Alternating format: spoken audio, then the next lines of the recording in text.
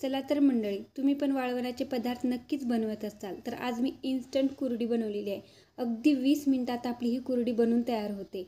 आपल्याला गहू भिजवायचं टेन्शन नाही किंवा चीक काढायचं टेन्शन नाही। अगदी सहज सोपी आणि गव्हाच्या कुरडीपेक्षाही चवदार अशी कुरडी तयार होते। तिला पण मागे टाकेल आणि तळल्यानंतर ही लगेचच कढईभर फुलते आणि दिसायला पण एकदम पांढरी शुभ्र, जिभेवर ठेवताच विरघळणारी अगदी ठिसूळ अशी आपली ही कुरडी तयार होते।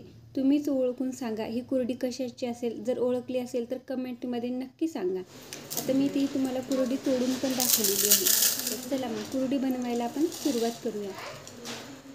1 वाटी पीठ घेतलेलं आहे। आता पीठ हे कशाचं आहे मी पुढे सांगणारच आहे। त्यानंतर आपण एक पातेलं घेतलेलं आहे आणि गॅसवर ठेवून घेतलेलं आहे। त्यामध्ये आपल्याला 2 वाट्या पाणी टाकून घ्यायचं आहे। पिठाच्या दुप्पट आपल्याला पाणी टाकून घ्यायचं आहे। आता पाणी टाकून घेतल्यानंतर आपण या पाण्याला उकळी काढून घेणार आहोत। पाणी आपल्याला व्यवस्थित असं उकळी आलेलंच पाहिजे। आता आपल्या पाण्याला उकळी आलेली आहे। यामध्ये आपण चवीनुसार मीठ टाकून घेऊया। वाळवण्याच्या पदार्थासाठी नेहमी मीठ थोडंसं कमी टाकावे, वाळल्यानंतर त्याची चव आणखी वाढते। त्यानंतर चिमूटभर मी इथे पापड खार टाकून घेतलेला आहे। आपली कुरडी ही इन्स्टंट आहे त्यामुळे ती फुगण्यासाठी चिमूटभर पापड खार टाकून घ्यायचे।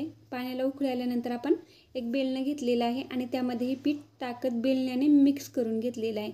पीठ जर आपण बेलण्याने मिक्स करून घेतलं तर त्यामध्ये गुठळ्या अजिबात होत नाहीत। त्यामुळे तुम्ही दुसरा कशाचा वापर करण्याऐवजी बेलण्यानेच पीठ मिक्स करून घ्या, म्हणजे ते व्यवस्थित असं मिक्स होतं, गुठळ्या वगैरे काही होत नाहीत। आता आपलं हे पीठ व्यवस्थित असं मिक्स झालेलं आहे। यामध्ये बिलकुल गुठळ्या झालेल्या नाहीत, तुम्ही पाहू शकतच असाल। आता आपल्याला हे पीठ 1 मिनिट असंच व्यवस्थित मिक्स करून घ्यायचं आहे। जर पीठ तुम्हाला जास्त घट्ट वाटत असेल तर यामध्ये अगदी थोडासा पाण्याचा शिंतोडा तुम्ही देऊ शकता, म्हणजे हाताने थोडंसं असं पाणी टाकून घेऊ शकता। जर तांदूळ आपले जास्त जुने असतील तर पाणी थोडंसं जास्त लागू शकतं। आता आपलं हे पीठ व्यवस्थित मिक्स झाल्यानंतर याच्यावर आपण झाकण ठेवणार आहोत आणि एकदम कमी गॅसवर आपल्याला 2 वाफ काढून घ्यायचे आहेत किंवा 10 मिनिटं हे आपल्याला पीठ वाफवून घ्यायचं आहे। मी इथे 10 मिनिटानंतर झाकण काढून घेतलेलं आहे।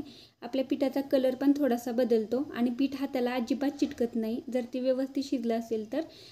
कुरडी बनवण्यासाठी जे पीठ मी वापरलेलं आहे ते तांदळाचं पीठ आहे आणि तांदूळ न भिजवता फक्त आपल्याला तांदूळ स्वच्छ पुसून घ्यायचेत आणि ते गिरणीतून दळून आणायचे आणि पीठ चाळून घ्यायचं आहे। आपल्याला तांदूळ भिजवायचं टेन्शन नाही किंवा वाळवायचं टेन्शन नाही, तरी पण आपल्या कुरड्या इतक्या छान होतात। अगदी पांढऱ्या शुभ्र अशा आपल्या ह्या कुरड्या तयार होतात आणि केल्यानंतर अगदी ठिसूळ जिभेवर ठेवताच विरघळणाऱ्या होतात। आपलं पीठ व्यवस्थित असं शिजलेलं आहे। मी गॅस बंद करून घेतलेला आहे आणि आपण कुरड्या घालण्यासाठी सुरुवात करूया। मी इथे हा शेवगा घेतलेला आहे। कुणी याला शेवगा म्हणते तर कुणी सूर्या म्हणतं, आमच्याकडे याला शेवगा म्हणतात। शेवग्याला तुम्ही तेलसुद्धा लावून घेऊ शकता, पण तेल लावलं तर कुरडी आपली वर्षभर ठेवायचं आहे, त्याला थोडासा वास येऊ शकतो, म्हणून मी इथे तेल वगैरे काही लावलेलं नाही। एक प्लास्टिक टाकून घेतलेलं आहे। त्यानंतर यामध्ये आपल्याला पीठ भरून घ्यायचं आहे शेवग्यामध्ये आणि पीठ भरल्यानंतर आपण याच्या कुरड्या घालून घेऊया। अगदी सहज सोप्या आणि एकट्याने सुद्धा या कुरड्या आपण घालू शकता, कुणाचीही मदत आपल्याला लागणार नाही आणि या कुरड्याची चव पण खूप मस्त लागते। कुणी ओळखणार सुद्धा नाही की ह्या तांदळाच्या कुरड्या आहेत आणि ते फुलून अगदी कढईभर सुद्धा होतात, ठिसूळ जिभेवर ठेवताच विरघळतात अशा होतात। त्यामुळे ह्या कुरड्या तुम्ही नक्की बनवून घेऊ शकता।